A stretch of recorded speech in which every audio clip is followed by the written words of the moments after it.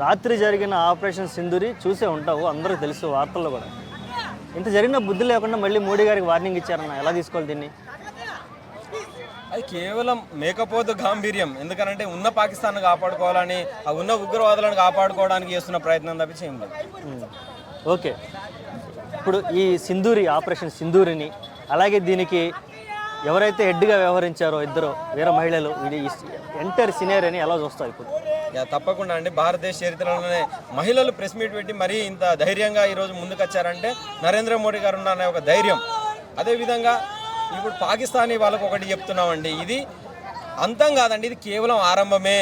కేవలం టీజర్కు చిన్న ట్రైలర్కే మీరు ఇంత ఉచ్చబోసుకుంటున్నారంటే సినిమా ముందుంది ముసళ్ళ పండుగ. తర్వాత మిమ్మల్ని ఎవడు కూడా కాపాడలేడు.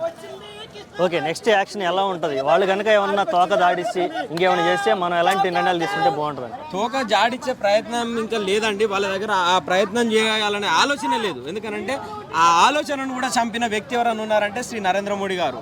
అసలు ఆలోచించాలంటే ఇప్పుడు కాదండి, ఇంకా 100 సంవత్సరాల వరకు పాకిస్తానీయులు భారతదేశం పేరు తీయాలంటేనే ఉచ్చబోసుకునే పరిస్థితి. ఇంకా వాళ్ళు ఆలోచించేది ఏం లేదు. వాళ్ళకు ఇప్పుడు శరణం ఒకటే ఉంది, శరణమా మరణమా రెండే. ఇప్పుడు వాళ్ళ ఆల్రెడీ మరణాన్ని కోరుకుంటారు, తప్పకుండా మరణాన్ని గిఫ్ట్గా ఇవ్వబోతున్నాడు నరేంద్ర మోడీ గారు.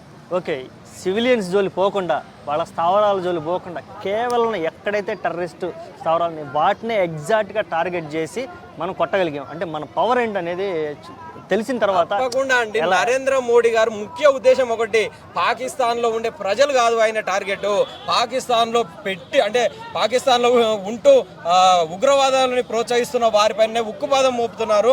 అదేవిధంగా ప్రపంచ దేశాలు కూడా ఉగ్రవాదులను మాత్రమే హతమార్చాలని కేవలం ఒక నిర్దేశ లక్ష్యంతో రిఫేల్ యుద్ధ విమానాలను వదిలి కేవలం అక్కడ ఉన్న ఉగ్రవాద స్థావరాలను, ఈ ఉగ్రవాదులను మాత్రమే హతమార్చడం జరిగింది. అక్కడ ఉన్న పేద ప్రజల ముస్లింలను కూడా ఎవరిని కూడా ఎక్కడ టచ్ చేయలేదు. అంటే నరేంద్ర మోడీ గారికి వాళ్ళ పైన ఉన్న ప్రజల పైన ఉన్న చిత్తశుద్ధి ఈ యొక్క దెబ్బకు అర్థమైంది. ఇప్పటికైనా పాక్ ప్రజలు మారి ఆ ప్రభుత్వానికి, ఆ ఆర్మీకి బుద్ధి చెప్పాల్సిన అవసరం కూడా ఉంది పాకిస్తానీల పైన కూడా. ఎందుకనంటే లేదంటే మీ దేశం శ్మశానాల దిబ్బగా మారబోతుంది, మీ దేశం మ్యాప్లోనే లేకుండా పోతుంది. కాబట్టి మిమ్మల్ని మీరు రక్షించుకోవాలనుకుంటే ఫస్ట్ మీరు మీ గవర్నమెంట్ పైన, మీ ఆర్మీ పైన మీరు యుద్ధం చేయాల్సిన అవసరం కూడా ఉంది. ఈ సందర్భంగా ఎంత జరిగినా మళ్ళీ పాకిస్తాన్ ఆర్మీ నుంచి ఒక ఆఫీసరు ఒక ఇంటర్వ్యూ ఇస్తా, రీసెంట్గా జస్ట్ అవర్స్ బ్యాక్ మా దగ్గర అసలు టెర్రరిజమే లేదన్నాడు. ఆవిడ వెంటనే మొన్న ఈ మధ్య మీ ఆర్మీ చీఫ్ టెర్రరిజాన్ని 30 ఏళ్ళ నుంచి మేము పెంచి పోషిస్తున్నాం అని చెప్పాడు కదా, నువ్వేంటి ఇలా అన్నా? భయం అండి, భయాన్ని సృష్టించింది ఎవరు? Narendra Modi, Indian army.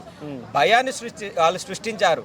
So ఈ భయానికి భయపడి ఇప్పుడు మనం తప్పించుకోవాలని అనుకుంటున్నారు. కానీ నరేంద్ర మోడీ గారు ఇప్పుడు వదిలిపెట్టే ప్రసక్తే లేదు.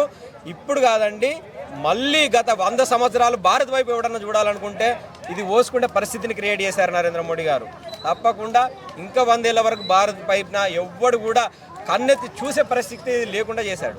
ఓకే, ఈ సందర్భంగా పవన్ కళ్యాణ్ గారు ట్వీట్ చేస్తూ ఎవడైనా ఎక్కువ తక్కువలు మన లాంగ్వేజ్లో మాట్లాడుకోవాలి, ఎక్కువ తక్కువలు మాట్లాడితే తాట తీస్తా అనే రేంజ్లో ఒకటి ట్వీట్ చేశారు. ఇప్పుడు పవన్ కళ్యాణ్ గారు స్పష్టంగా చెప్పండి, దేశ భద్రత కోసం మీరు దేశాన్ని గురించి నెగిటివ్గా ట్రోల్ చేసే వాళ్ళు ఎవరైతే ఉన్నారో వాళ్ళందరినీ మీరు అన్నట్టు తాట తీయని తప్పకుండా అండి.